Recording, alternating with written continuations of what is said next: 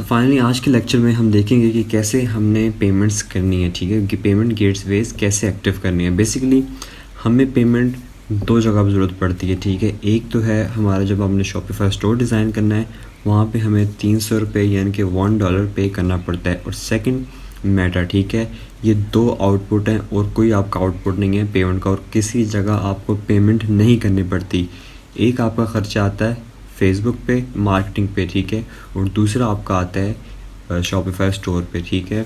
जो शॉपिफाई का स्टोर होता है वो तो सिर्फ $1 पे आपको मिल जाता है, वो फिक्स है पर मंथ 3 माह के लिए। लेकिन जो मेटा है, मेटा के ऊपर आपकी स्पेंडिंग काफ़ी हो जाती है in order to generate orders. ज़ाहिर सी बात है फेसबुक ने आपके लिए आपके प्रोडक्ट की मार्केटिंग करनी है, तो सीधी सी बात है फेसबुक वो आपको फ्री नहीं देगा वो सर्विस अपनी। आप फेसबुक क्या करेगा, आपसे उसके एवर्स पैसे चार्ज करेगा। सीधा सीधा हिसाब है, अगर 300 रुपये की आप ऐड चलाते हो तो 300 बंदों को आपकी वो ऐड जाएगी, ठीक है। अगर आप चाहते हो कि 1000 बंदे मेरी ऐड देखें तो आपका सीधा सीधा 1000 रुपया लगेगा। सो फाइनली पेमेंट मेथड हम कौन सा यूज़ करेंगे, ये हमारा मेजर काम होता है कि कोई एक पेमेंट मेथड चूज़ करना, ठीक है। हम क्या करेंगे, एक ऐसा अकाउंट बनाएंगे जिसके ज़रिए हम पेमेंट्स भी करें और जिसके ज़रिए हम पेमेंट्स रिसीव भी करें। जितने भी बैंक्स होते हैं पाकिस्तान में, ये क्या करते हैं कि अगर आपने इनमें अकाउंट खुलवाना है तो आपको इन पर्सन जाके अकाउंट खुलवाना पड़ता है, ठीक है। आपको फ़िज़िकली विज़िट करनी पड़ती है इनकी ब्रांच, देन जाके आपका अकाउंट खुलता है। खैर आपका अकाउंट तो खुल गया, लेकिन उस अकाउंट पे आप इंटरनेशनल ट्रांजैक्शंस नहीं कर सकते, ठीक है। आप सिर्फ पाकिस्तान में नेशनल ट्रांजैक्शंस कर सकते हैं। तो in order to activate international transactions क्या होता है कि आपको हेल्पलाइन पे कॉल करनी पड़ती है, देन जाके आप ट्रांजैक्शंस कर सकते हो इंटरनेशनल। तो अब यहाँ पे क्या होता है कि हम बैंक भी जाएं, हम इतना अच्छा खासा पेपर वर्क भी करें, ठीक है। कई तरह के वो आपको डॉक्यूमेंट डिमांड करते हैं जब आपने अपना अकाउंट खुलवाना होता है, ठीक है। आपकी सोर्स ऑफ इनकम, आपके घर की लोकेशन, आपके घर का एड्रेस, ID कार्ड, ये वो पता नहीं कितने डॉक्यूमेंट्स। और दूसरा कि पेमेंट फिर एक्टिवेट करवानी पड़ती है स्पेशल हेल्पलाइन पे कॉल करके, ठीक है। जो आपका कार्ड होता है 2 हफ्ते बाद आपका फिर कार्ड आता है, डेबिट कार्ड, और फिर आपको हेल्पलाइन पे कॉल करके 48 घंटे के बाद वो एक्टिवेट करते हैं ऑनलाइन ट्रांजैक्शन, ठीक है। तो इस सारे सिनेरियो को हमने अवॉइड करना है। हमने क्या करना है, ड्रॉप शिपिंग ऐसा बिजनेस मॉडल है मैं समझता हूँ जिसमें आपने अपने कमरे से एक पाँव भी बाहर नहीं रखना, आपने सारा काम घर बैठे करना है ऑनलाइन, ठीक है। सो मैं क्या करता हूँ, मैं अपने स्टूडेंट्स को प्रेफर करता हूँ कि वो स्विच करें बैंक के बजाय वॉलेट की तरफ, ठीक है। वो आप क्या करो कि डिजिटल वॉलेट्स की तरफ आओ।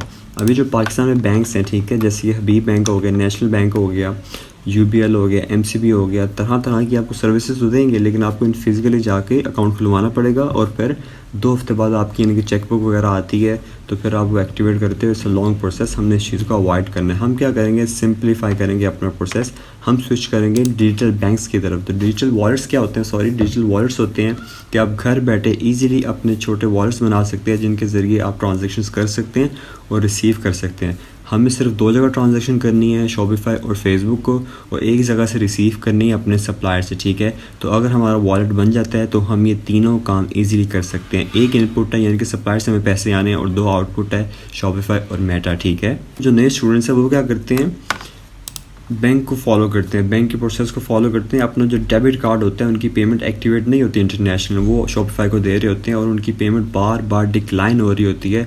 इसी वजह से डिक्लाइन हो रही होती है कि आपकी इंटरनेशनल पेमेंट एक्टिवेट नहीं होती। फ़र्ज़ करें अगर आपका बैंक अकाउंट बना हुआ है ऑलरेडी, तो मैं फिर प्रेफर करता हूँ कि आप हेल्पलाइन पर कॉल करके अपना कार्ड एक्टिवेट करवा लें इंटरनेशनली, ठीक है। अगर आपका नहीं बना हुआ है तो आपने स्पेशल बनाने नहीं जाना, आपने क्या करना है, डिजिटल वॉलेट को प्रेफर करना है। अब यहाँ पे टोटल मैं समझता हूँ कि पाकिस्तान में इस time 4 wallet on the top जा रहे हैं, ठीक है। गूगल ने ख़ुद बता दिया। एक तो आपका जो मोस्ट कॉमन है सादा पे, इजी पैसा और जैश कैश, ठीक है। ये 2 मेजर हैं, लेकिन इनका ड्रॉबैक ये है कि जो जैश कैश और इजी पे है ये आपको इंटरनेशनल ट्रांजैक्शन नहीं प्रोवाइड कर सकता। आप सिर्फ नेशनल ट्रांजैक्शन कर सकते हो, यानी कि जो पाकिस्तान में होता है, जो पाकिस्तानी बैंक्स करते हैं वही ये काम करते हैं। इंटरनेशनल पेमेंट आप नहीं कर सकते। बेशक आप इनकी हेल्पलाइन पे कॉल करो, ये फैसिलिटी ये प्रोवाइड ही नहीं करते। आप इंटरनेशनल ट्रांजैक्शन नहीं कर सकते अपने इजी पैसा और जैस कैश के थ्रू। तो आपने क्या करना है, डिफरेंट वॉलेट की तरफ जाना है जो कि इनसे भी सुपीरियर है मैं समझता हूँ, लेकिन इतने अभी कॉमन नहीं है पाकिस्तान में। आपने क्या करना है, स्विच करना है सादा पे या फिर नया पे की तरफ। ये दो ऐसे डिजिटल वॉलेट्स हैं जो कि आपको ऑनलाइन ट्रांजैक्शन प्रोवाइड करते हैं ईजीली, और घर बैठे 10 मिनट का प्रोसेस है इनके साथ साइन अप करने का, यानी कि 48 घंटे के अंदर अंदर ही आपको घर बैठे आपका वॉलेट खोल के दे सकते हैं, जिनके ज़रिए आप ऑनलाइन ट्रांजैक्शंस कर सकते हैं। ठीक है, आपको किसी हेल्प पे कॉल करने की कोई ज़रूरत नहीं पड़ती, आपको कहीं जाने की कोई ज़रूरत नहीं पड़ती, आपको किसी किस्म की कोई डॉक्यूमेंटेशन की ज़रूरत नहीं पड़ती। ठीक है, बेबी स्टेप्स हैं ये, कोई भी बंदा अपना घर बैठे अकाउंट खुलवा सकता है इन वॉलेट्स का, बिल्कुल जैज़ कैश और इजी पैसा थोड़े मुश्किल हैं, लेकिन सादा पे और नया पे इंतहाई आसान है। अब सवाल यहाँ पे ये आता है कि हम सादा पे चूज़ करें या फिर नया पे चूज़ करें। तो मज़े की बात यह है इन दोनों में भी थोड़े कॉम्प्लिकेशंस हैं, लेकिन सादा पे ज़्यादा आसान है एज़ कम्पेयर टू नया पे। ठीक है, तो सादा पे का अभी हम अकाउंट बनाना सीखेंगे, जिससे आपको काफ़ी आइडिया हो जाएगा। ठीक है, मैं आपको बार बार प्रेफर करता हूँ कि आपने सादा पे ही चूज़ करना है। कह लो कि बिल्कुल सादा यूज़र इंटरफेस है इनका, ईज़िली हर बंदा सीख सकता है, समझ सकता है और ऑनलाइन पेमेंट्स कर सकता है। जो इनके कार्ड्स होते हैं डेबिट कार्ड, वो इजीली एक्टिवेट हो जाते हैं और आप इंटरनेशनल पेमेंट्स कर सकते हो। मैं रिपीट कर रहा हूँ, आपने इजी पैसा और जैज़ कैश से पेमेंट नहीं करनी, आपकी नहीं होगी। बच्चे बड़ा ख्वार होते हैं और एंड पे मैं जब देखता हूँ कि उनका ये होता है कि ट्रांजैक्शन नहीं हो रही होती, डिक्लाइन हो रही होती है बार बार। तो आपने स्विच करना है सिर्फ़ और सिर्फ सादा पे की तरफ। ठीक है, अब हम देखेंगे कि आपने सादा पे का अकाउंट कैसे बनाना है। सबसे पहले आपने क्या करना है, अगर आपके पास आईफोन है आपने ऐप स्टोर पे जाना है, और अगर आपके पास एंड्रॉयड है आपने गूगल प्ले पे जाना है। ठीक है, वहाँ पे आपने सर्च करना है SADA सादा पे, आपको ऑप्शन आ जाएगा पहला, आपने वो डाउनलोड करना है। जब आप डाउनलोड करके अपना ऐप खोलेंगे तो आपके सामने ये फेस आएगा। जैसे ही आपके सामने ये प्रोफाइल आएगी, आपने क्या करना है, यहाँ पे अपना नंबर मेंशन करना है। आपने कोशिश करनी है नंबर आप एक ही यूज़ करो, ये ना हो कि शॉपिफाई को कोई और नंबर दे रहे हो, सादा पे को कोई और नंबर दे रहे हो, सप्लायर को कोई और नंबर दे रहे हो, व्हाट्सएप पे कोई और नंबर बनाया हुआ है। इस तरह की चीज़ों को आपने अवॉइड करना है। ठीक है, जितना आप सिंपल लेके चलेंगे उतना आप इजी रहेंगे। यहाँ पे आपने वो नंबर मेंशन करना है कि जो आपके आईडी कार्ड पे इशू हुआ है। ठीक है, यानी कि फ़र्ज़ करें लेटर हमने इन्हें अपना आईडी कार्ड भी प्रोवाइड करना है, तो लेटर ये क्रॉस चेक करते हैं कि जो नंबर हमें दिया है क्या वो उस आईडी कार्ड पे इशू हुआ है कि नहीं। अगर तो आपका आईडी कार्ड बना हुआ है, सिम आपके नाम होगी, आपने वही जो आपके नाम सिम है उसका नंबर आपने यहाँ पे देना है। ठीक है, दे के आपने नेक्स्ट कर देना है। ठीक है, नेक्स्ट जब आप करोगे तो आपको उसी सिम पे एक वेरिफिकेशन कोड आएगा जो कि 4 डिजिट्स का होगा। आपने क्या करना है, इन्हें वापस रिप्लाई कर देना उस कोड के साथ। जब आपकी कोड कंफर्मेशन होगी, आगे आपसे ये कहेगा कि आप अपनी कोई पिन चूज़ करो जिसके एवज़ कल को आपने अपना अकाउंट खोलना है। ठीक है, यहाँ पे आपने अपनी पिन डिसाइड कर लेनी है और पिन भूलनी नहीं है आपने। ठीक है, याद रखनी है। जैसे आपकी बैंक अकाउंट की 4 डिजिट्स की होती है, यहाँ पे 5 डिजिट्स की आपने पिन रखनी है। ठीक है, आपने क्या करना है, यहाँ पर आपसे वो थोड़ी पर्सनल डिटेल्स पूछेगा, आपने अपने CNI पे जो नाम लिखा है सेम टू सेम वही नाम यहाँ पे लिखना है। ठीक है, अगर CNI पे फ़र्ज़ करो मेरा नाम फ़ारिस अकबर है, ठीक है, लेकिन मैंने क्या करना है, CNI पे जो मेरा फ़र्स्ट नेम है फ़ारिस सिर्फ वही मेंशन करना है, मैंने फ़ारिस अकबर मुकम्मल नहीं लिखना। CNI पे 2 सेक्शन होते हैं नाम के, एक आपका नेम, एक आपके फादर का नेम। आपने क्या करना है, आपके सेक्शन पे जो भी लिखा है एज इट इज़ यहाँ कॉपी कर लेना है। ठीक है, नेक्स्ट करके यहाँ पे आपने क्या करना है, और योर फ्रीलांसर आपको थोड़ी और सर्विसेज अपनी देगा। आपने क्या करना है, स्किप फॉर नाउ करना है, एज यू कैन सी ऊपर लिखा आ रहा है। ठीक है, नेक्स्ट करके नेक्स्ट जब आपने सादवे का अकाउंट खोलना है, आपसे ये 2 पर्सनल चीज़ें डिमांड करेगा। एक तो picture of your ID card, next आपकी सेल्फ़ी क्रॉस चेक करने के लिए कि आया ये वाकई आप ही अकाउंट बना रहे हो कि नहीं, या फिर ये ना हो कि आपकी इन्फॉर्मेशन कोई और यूज़ करके आपका अकाउंट बना रहा है। ठीक है, नेक्स्ट जब हम करेंगे तो हमसे ये scan front of ID card, आपने आईडी कार्ड अपना सामने रखना है और अपना कैमरा खोल लेना है। ठीक है, फिर यहाँ पे आपने नीचे क्लिक करना है टेक अ पिक्चर पे। नेक्स्ट करके आपने इस तरह अपने आईडी कार्ड की पिक्चर क्लिक करके इन्हें प्रोवाइड करनी है।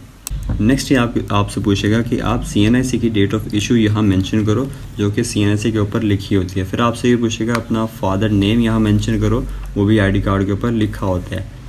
एक वाहिद नाम जो वालदा का नाम होता है आपकी आईडी कार्ड पे नहीं लिखा होता। यहाँ पे आपने क्या करना है कि जो आपकी वालदा का नाम आईडी कार्ड पे लिखा हुआ है उनकी आईडी कार्ड पे आपने वही एज इट इज़ यहाँ पेस्ट करना है, कोई स्पेलिंग मिस्टेक नहीं होनी चाहिए।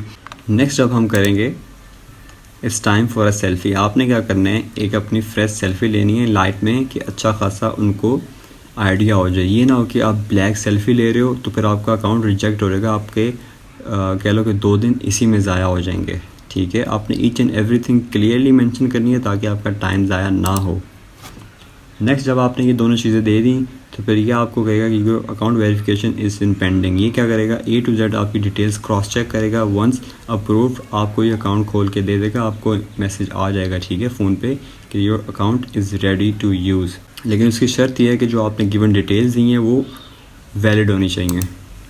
फिर क्या होगा कि आपका इस तरह का यूज़र इंटरफेस आ जाएगा। ये बेसिकली जहाँ पे हमारा बैलेंस लिखा हुआ है आप ये देखेंगे कि ये कार्ड की शेप बनी है। ये हमारा एक डेबिट कार्ड होता है ऑलरेडी जो एक्टिवेट हो गया होता है। नेक्स्ट आप देखेंगे कि मैंने 500 रुपीज़ डिपॉजिट कर दिए हैं, ठीक है।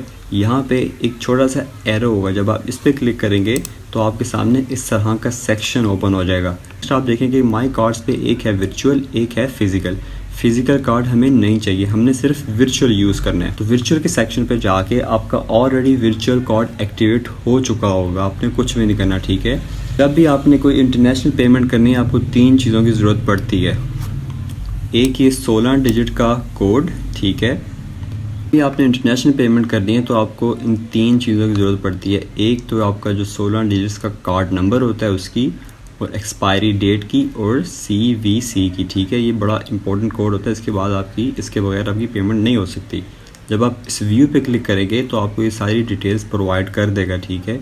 आपने क्या करना है, अगर कोई भी ट्रांजैक्शन करनी है ये डिटेल प्रोवाइड करनी है और ट्रांजैक्शन आपकी हो जाएगी, ठीक है। इस तरह ये कंप्लीट प्रोसेस है A to Z ट्रांजैक्शन करने का, अपना कार्ड खुलवाने का, पेमेंट सेंड करने का और पेमेंट्स रिसीव करने का, ठीक है। इसके अंदर ही हमारी सारी सर्कुलेशन होगी पैसे की, ठीक है।